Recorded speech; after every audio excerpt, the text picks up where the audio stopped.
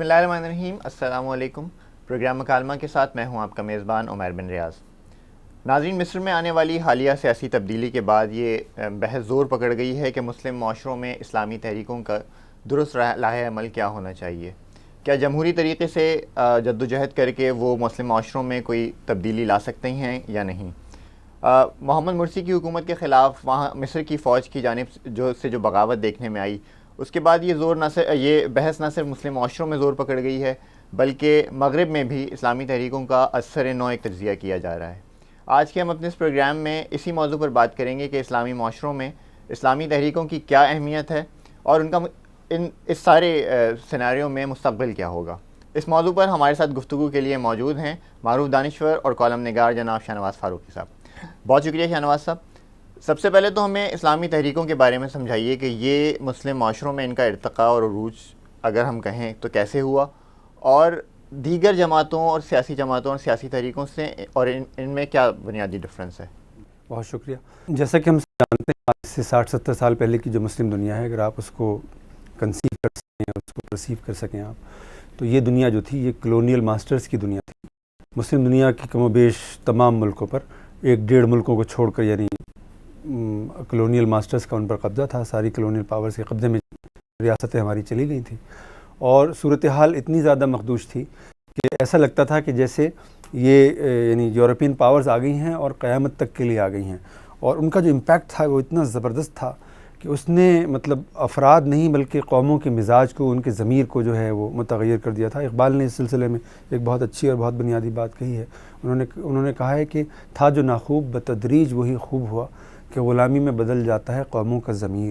یعنی آپ سمجھتے ہیں کہ یعنی جو سیاسی غلبہ ہے اور سیاسی تسلط ہے یہ محض ایک پولیٹیکل ایشو ہے.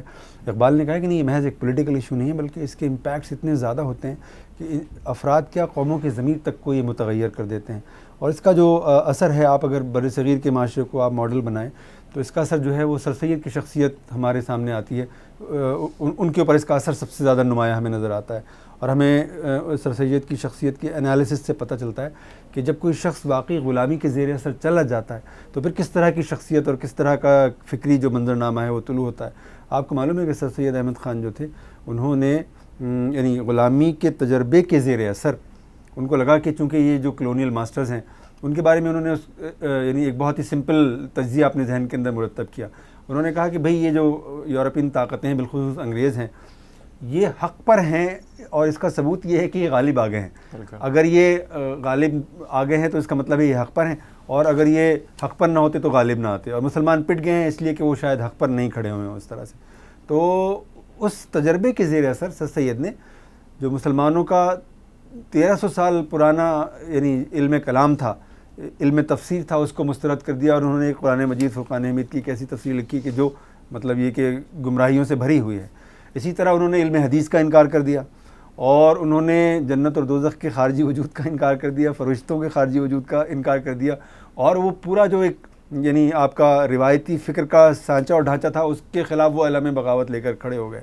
اور ظاہر ہے کہ یہ فکر ان کی اتنی زیادہ یعنی اس میں انحرافات اتنے زیادہ تھے کہ ان کے جو بہت ہی قریب ترین رفقا تھے، جس میں حالی جیسے آدمی بھی شامل تھے، انہوں نے سر سید کی اس مذہبی فکر کو مسترد کیا. لیکن بہرحال سر سید کی اس فکر سے ہمیں یہ معلوم ہوتا ہے کہ جب غلامی آپ کے اوپر مسلط ہو جاتی ہے اور آپ کی سائیکی کے اندر وہ بہت ڈیپ روٹیڈ ہو جاتی ہے اور آپ اس کو قبول کر لیتے ہیں دل و جان سے، تو پھر اس طرح کا اس کی صورتحال رونما ہوتی ہے. غلامی کا ایک امپیکٹ یہ ہوا کہ اسلام ایک مکمل ضابطہ حیات ہے. لیکن سر سید تو دور کی بات، ہمارے علماء کے طبقے نے بھی یہ بات مان لی کہ بھائی یہ صحیح ہے کہ اسلام حق ہے، اور یہ صحیح ہے کہ اس سے ہمارا رشتہ جو ہے کبھی منقطع ہونے والا نہیں ہے. لیکن یہ بات بھی حقیقت ہے کہ اب اسلام جو ہے وہ عقائد، عبادات اور اخلاقیات تک محدود ہوگا، اور جو ریاست اور سیاست کے امور ہیں وہ بہرحال اس میں مغربی فکر کا سکہ چلے گا. یہ بات علماء تک نے قبول کر لی تھی. اس بیک گراؤنڈ میں وہ فکر طلوع ہوئی جس کی ابتدا اقبال سے ہوئی.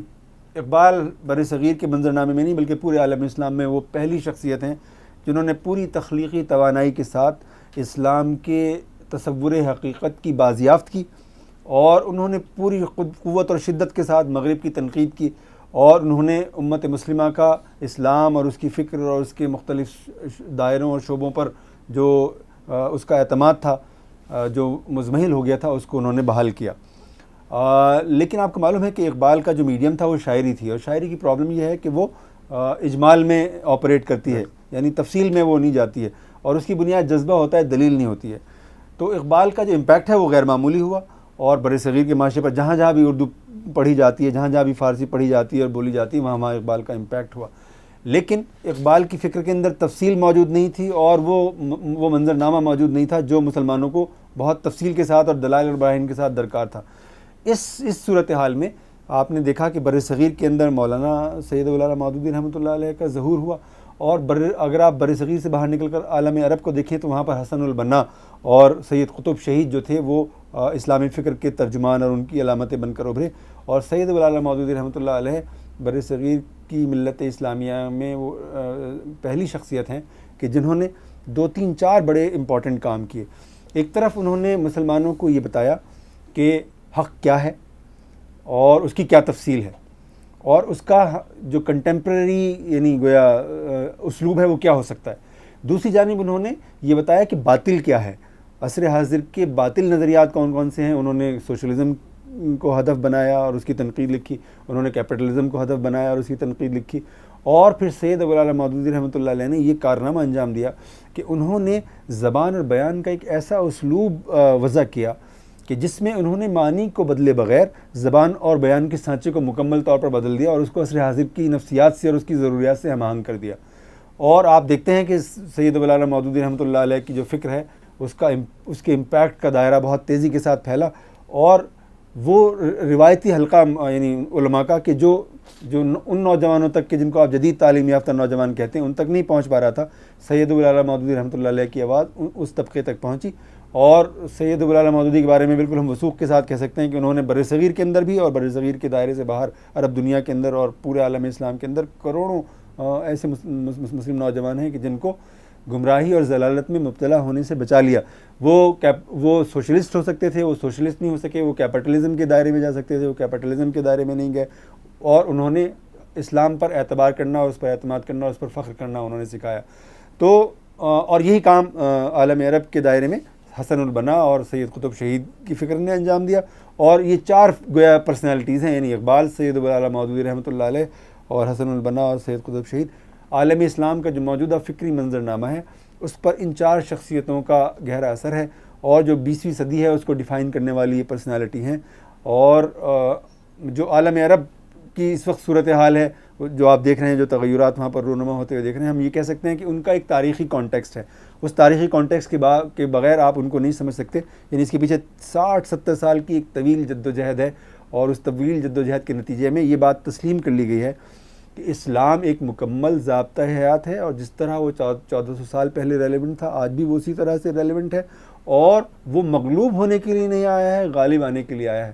چنانچہ ان 4 شخصیتوں کی فکر کے زیر اثر وہ تحریکیں رونما ہوئیں کہ جن کی بنیادیں اسلام کی جامعیت کے تصور میں پنہا ہیں, اسلامی تہذیب کا وہ احیا مکمل طور پر چاہتی ہیں, اور ان کا جو اصول حرکت ہے وہ اسلام کی تاریخ سے ان کو فراہم ہوا ہے. تو یہ کوالٹیٹیو ڈفرینس ہیں ان تحریکوں میں اور باقی سیاسی جماعتوں میں. باقی سیاسی جماعتیں جو ان کے امیجیٹ کنسرنز ہیں ان سے وہ ایمینیٹ ہوئی ہیں, مطلب سیاسی کنسرنز ہیں ان کے صوبائی یا لسانی کنسرنز ہیں ان سے وہ برآمد ہوئی ہیں. لیکن اسلامی تحریکیں اسلام کی فکر کے اس تسلسل کی علامت ہے کہ جو ہماری اصل فکر ہے, اور جو اسلام کے غلبے کی اور اس کے یعنی پھیلاؤ کی فکر ہے. یہ کوالٹیٹیو. لیکن یہ اب جو آپ نے عالم عرب میں آنے والی تبدیلیوں کی بات کی, ہم اس طرف آتے ہیں کہ یہ ایک ڈیفائننگ مومنٹ نہیں ہے ان اسلامی تحریکوں کے لیے کہ جو کچھ اب مصر میں ہو رہا ہے اس کے بعد ان کی جو پچھلی پوری 60-70 سال کی جدوجہد ہے وہ تو ایک جگہ پر آ کے اسٹاپ ہوتی ہوئی نظر نہیں آ رہی کہ آپ کچھ بھی کر لیں, اس طریقے سے اگر آپ اقتدار میں آ بھی جائیں گے اور اپنا مطمع نظر حاصل بھی کر لیں گے تو بھی طاقت کے ذریعے سے آپ کو روک دیا جائے گا. نہیں, اب جو عالم اسلام ہے اس کے منظرنامے کے بعد ایسے محرکات ہیں جن پر عموماً لوگوں کی نظر نہیں ہے. ان کو جب تک آپ انالائز نہ کریں اور آپ جب تک ان کا فہم حاصل نہ کریں اس وقت تک آپ اس پورے سیناریو کو نہیں سمجھ سکتے. دیکھیے, گورن کرنے کے 4 پرنسپل ہیں. نمبر 1, پہلا پرنسپل یہ ہے کہ کوئی گروہ, کوئی پارٹی, کوئی تنظیم, کوئی پرسنالٹی اخلاقی فضیلت کی بنیاد پر گورننس چلا رہی ہو. وہ سوسائٹی کو گورن کر رہی ہو. یعنی سوسائٹی اس کے بارے میں سمجھتی ہو کہ یہ اخلاقی فوقیت کے حامل ہیں, یہ اخلاقی فضیلت کے حامل ہیں اور ان کو حق حاصل ہے اس بنیاد پر گورن کرنے کا. ٹھیک ہے, تو اس وقت آپ پورے عالم اسلام کے حکمران طبقے پر نظر ڈالیں, اس میں سے وہاں کہیں بھی کوئی بھی ایک ملک ایسا نہیں ہے جہاں اس کو یہ اخلاقی فضیلت حاصل ہو. اگر وہ تھی تو وہ زائل ہو چکی ہے, وہ اس نے ضائع کر دی ہے, اپنے گورننس سے ضائع کر دی ہے. ٹھیک ہے, نمبر 1. نمبر 2, اگر آپ کے پاس اخلاقی فضیلت نہیں ہوتی تو پھر آپ دلیل کی بنیاد پر, علم کی بنیاد پر آپ گورن کرتے ہیں. یعنی آپ کا کوئی ایک ورلڈ ویو ہوتا ہے, آپ کا کوئی ایک انالیٹیکل اپروچ ہوتا ہے, آپ دلیل اور برہان کی بنیاد پر کام کر رہے ہوتے ہیں اور لوگوں سے بات کر رہے ہوتے ہیں, اپنے اپوننٹ سے بھی آپ اسی بنیاد پر بات کرتے ہیں. تو آپ عالم اسلام پر جب نظر ڈالتے ہیں تو آپ کو پتہ چلتا ہے کہ نہ ان حکمرانوں کے پاس اخلاقی فضیلت ہے, نہ ان کے پاس علمی فضیلت ہے, نہ ان کے پاس کوئی دلیل ہے, نہ ان کے پاس کوئی برہان ہے. اگر یہ نہیں ہوتا تو منیمم یہ ہے کہ اور کچھ نہیں تو آپ کے پاس انتظامی صلاحیت ہو, یعنی کم از کم آپ کسی طرح سے سوسائٹی کو اور اسٹیٹ کو مینیج کرنے کی صلاحیت رکھتے ہوں. آپ عالم اسلام کے منظرنامے پر نظر ڈالیں, اس میں جو کیوس پھیلا ہوا ہے, اس کے اندر جو بدنظمی پھیلی ہوئی ہے, اس کے اندر سیاسی بحران ہے, اس کے اندر اخلاقی بحران ہے, اس کے اندر معاشی بحران ہے, سماجی بحران ہے, تعلیمی بحران ہے. بحران کی جتنی صورتیں ہو سکتی ہیں وہ سب مسلم دنیا کے اندر موجود ہیں. تو اس سے پتہ چلتا ہے کہ جو رولنگ ایلیٹ ہے, جو 50 سال سے 60 سال سے مسلم دنیا کو گورن کر رہی ہے, اس کے پاس اب سوسائٹی کو, اسٹیٹ کو مینیج کرنے کی صلاحیت بھی نہیں ہے. اگر ہوتی تو یہ صورتحال نہ ہوتی.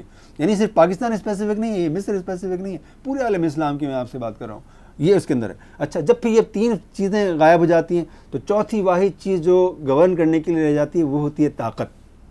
تو آپ اس وقت جو عالم اسلام کا منظرنامہ ہے اس پر آپ دیکھیے, خواہ وہ پاکستان کا حکمران طبقہ ہو, خواہ وہ سعودی عرب کا حکمران طبقہ ہو, خواہ وہ مصر کا حکمران طبقہ ہو, خواہ وہ کسی اور دوسرے ملک کا حکمران طبقہ ہو, وہ صرف طاقت کی بنیاد پر گورن کر رہا ہے. اس کے پاس طاقت ہے, اس کے پاس فوج ہے, اس کے پاس ٹینک ہے, اس کے پاس فضائیہ ہے, اور وہ بوم کر سکتا ہے, وہ آپ کو مار سکتا ہے, وہ آپ کو گرفتار کر سکتا ہے, وہ آپ کو ہیرس کر سکتا ہے. صرف اس بنیاد پر وہ گورن کر رہے ہیں. اور آپ کو پتہ ہے طاقت کی جو سب سے بڑی کمزوری ہے وہ یہ ہے کہ طاقت جب استعمال ہونے لگتی ہے تو اس کے استعمال کی شدت کو اور اس کی وسعت کو مسلسل بڑھانا پڑتا ہے. یعنی جب تک آپ کسی کو تماچا نہیں مارتے اس وقت تک آپ اس کو تماچے سے ڈرا سکتے ہیں, لیکن جس لمحے آپ تماچا مار دیتے ہیں تو اس کو پٹنے والے کو آپ کے تماچے کی قوت کا اندازہ ہو جاتا ہے. پھر آپ کو دوسرا 2 تماچے مارنے پڑتے ہیں, پھر 4 مارنے پڑتے ہیں, پھر 8 مارنے پڑتے ہیں. تو آپ نے دیکھا مصر کے اندر جو مظاہرے شروع ہوئے یا دوسری مسلم دنیا کے اندر جو آپ منظر دیکھ رہے ہیں اس میں آپ نے دیکھا کہ پہلے انہوں نے اس پر لاٹھی چارج کیا, آنسو گیس کا استعمال کیا, پھر وہ گولی لے کر آ گئے, پھر وہ ٹینک لے کر آ گئے. اور جو سیریا کا منظرنامہ ہے وہاں تو فضائیہ استعمال کر رہے ہیں وہ.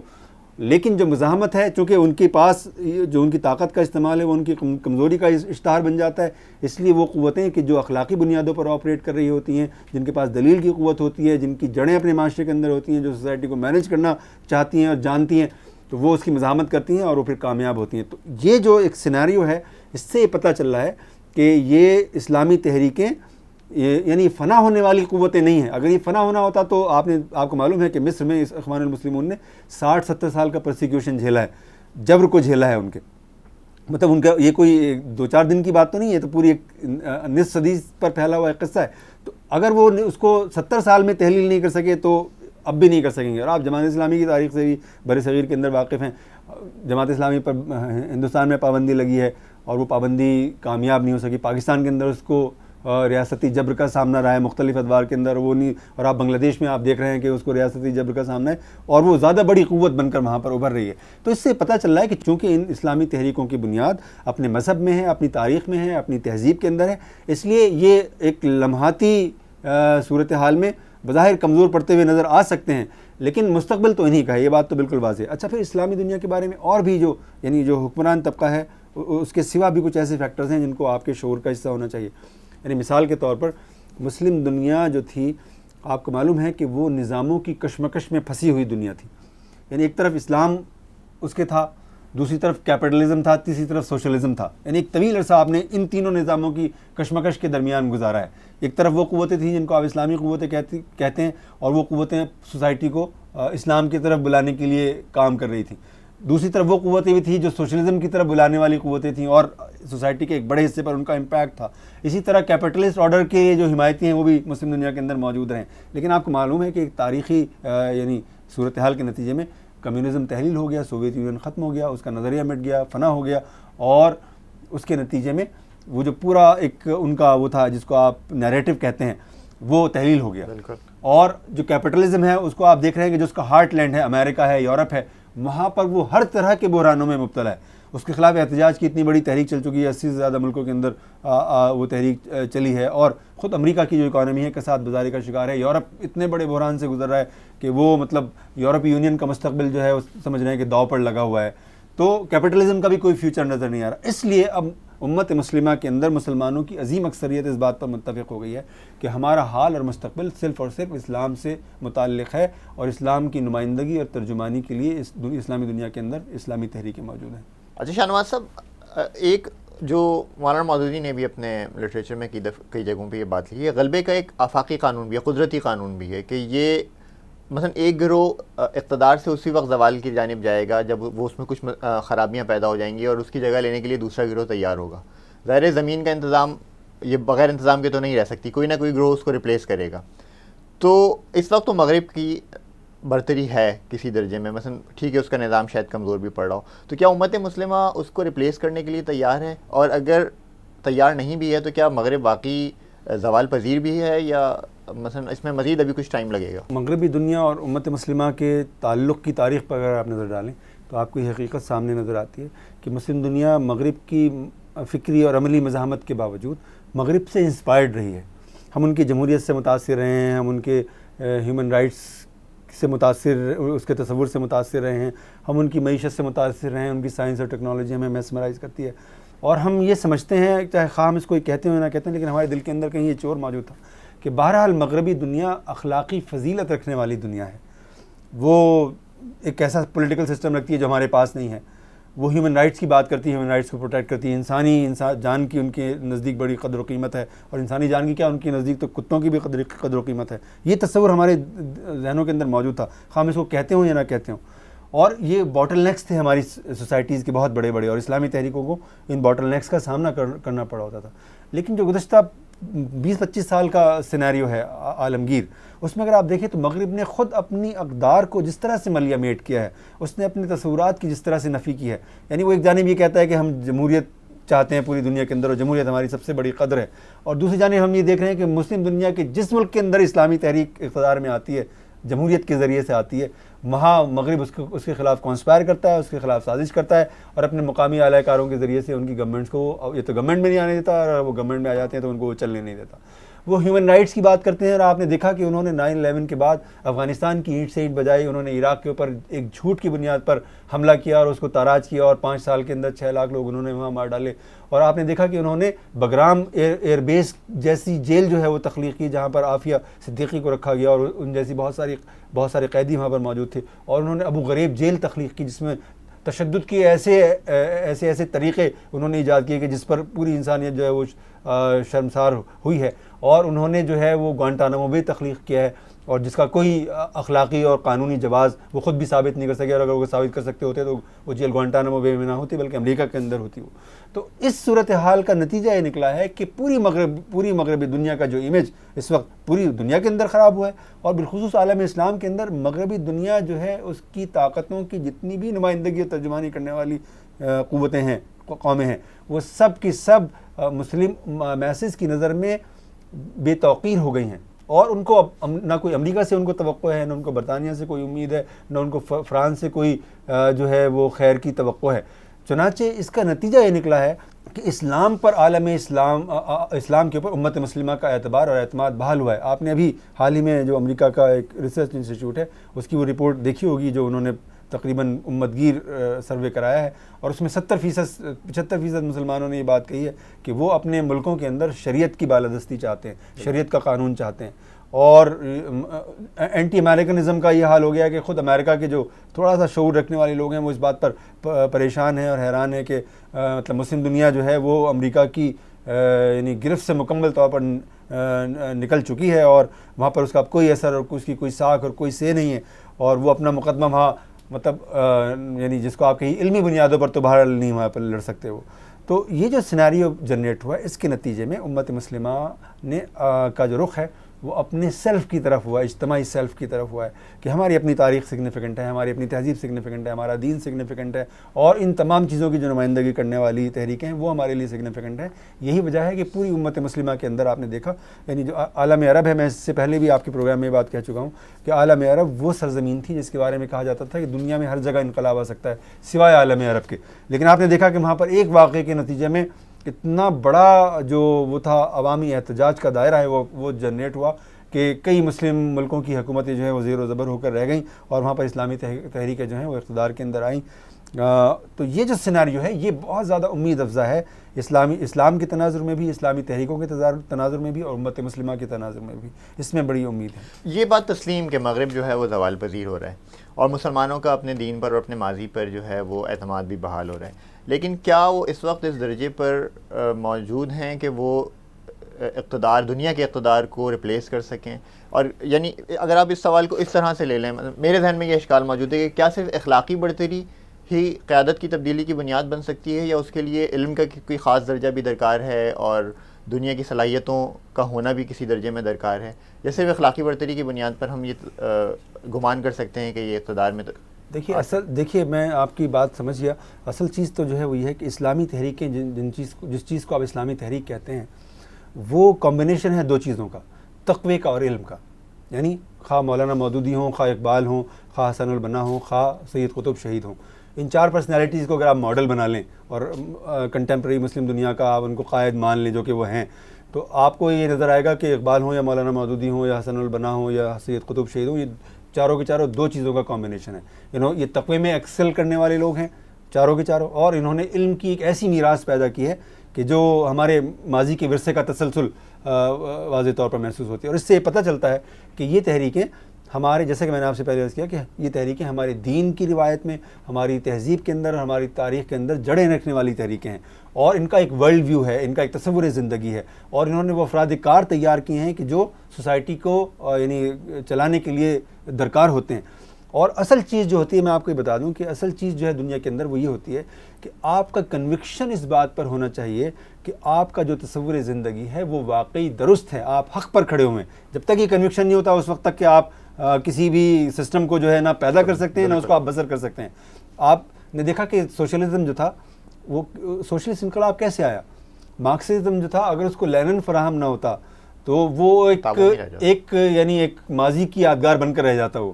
لیکن آپ نے دیکھا کہ لینن کا اس بات پر کنوکشن پیدا ہو گیا کہ مارکسزم کو اس کی بنیاد پر دنیا میں انقلاب برپا کیا جا سکتا ہے، یا ماؤزم کی بنیاد پر اگر چین کے اندر انقلاب آیا تو ماؤ کو یہ اعتبار پیدا ہوا کہ اس کا جو بھی سسٹم آف تھاٹ ہے وہ خواہ باطل ہو، لیکن وہ باطل پر کنونس ہو گیا، اور اس نے پھر اس سسٹم کو جو ہے اس کی بنیاد پر ایک انقلاب برپا کر کے دکھایا، اور ایک سسٹم وہاں پر ایوالو ہوا. اور پھر اگر وہ سسٹم ڈی اسٹیبلائز ہوا اور دنیا سے ختم ہوا تو اس کا سبب بھی یہی ہے کہ عوام کی عظیم اکثریت کو اس کے ساتھ وہ وابستگی نہیں رہی، اس کی جذباتی اور علمی اور یعنی جو دلی ایک لگاؤ ہوتا ہے وہ باقی نہیں رہا. تو پھر وہ سوشلزم جو تھا وہ تحلیل ہو گیا، اور اس لیے بھی تحلیل ہو گیا کہ وہ باطل تھا اور مین میڈ سسٹم تھا. اسلام کے حوالے سے آپ کو یہ بات معلوم ہونی چاہیے کہ اسلام حق ہے، اور یہ جیسے کہ میں نے آپ سے گفتگو کے آغاز میں کہا کہ یہ مغلوب ہونے کے لیے آیا ہی نہیں تھا، یہ کبھی بھی مغلوب ہونے کے لیے نہیں آیا تھا، یہ غالب آنے کے لیے آیا ہے، اور وہ ایک مکمل تصور حیات ہے. اور اسلامی تحریکوں کی بہت بڑی کامیابی ہے کہ انہوں نے 60-70 سال کی طویل جدوجہد سے مسلم ماسز کے اندر یہ اعتبار پیدا کیا ہے کہ وہ اسلام کو بسر کر سکتے ہیں، انڈیویجولی نہیں کلیکٹیولی بسر کر سکتے ہیں، ایک سسٹم کے طور پر بسر کر سکتے ہیں. اب صرف ضرورت اس سسٹم کو بسر کر کے دکھانے کی ہے، یعنی اس کے بارے میں اب کوئی تھیوریٹیکل ڈسکشن نہیں ہے، انٹلیکچوئل ڈسکشن نہیں ہے. یعنی ایک وقت تھا ایسا 60-70 سال پہلے یہ بحث تھی کہ کیا ہمارا کوئی پولیٹیکل سسٹم بھی ہے، کیا ہمارا کوئی اکنامک سسٹم بھی ہے، کیا ہمارا کوئی سوشل سسٹم بھی ہے. ابھی بحثیں ختم ہو گئی ہیں، ازکاری رفتہ ہو گئی ہیں. ابھی پوری دنیا نے مان لیا کہ اسلام کا ایک پولیٹیکل سسٹم ہے، اسلام کا ایک اکنامک سسٹم ہے، اسلام کا ایک سوشو پولیٹیکل سسٹم ہے. یہ اس بات پر اتفاق رائے ہوگی. اب اس کو صرف بسر کر کے دکھانا ہے. اور بہت ساری چیزیں ایسی ہوتی ہیں جو انسان ٹرائل اینڈ ایرر کے ذریعے سے یعنی سیکھتا ہے.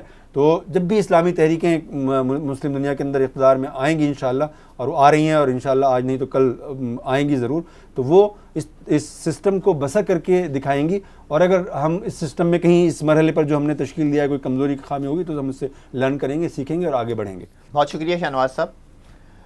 ناظرین، ہم نے اپنے آج کے اس پروگرام میں اسلامی تحریکوں کے ارتقاء، ان کے عروج اور ان کے مستقبل کے امکانات پر بات کی، اس دعا کے ساتھ کہ اللہ تعالیٰ اسلامی تحریکوں کو ان کی جدوجہد میں کامیاب کرے. ہمیں اجازت دیجیے. السلام علیکم.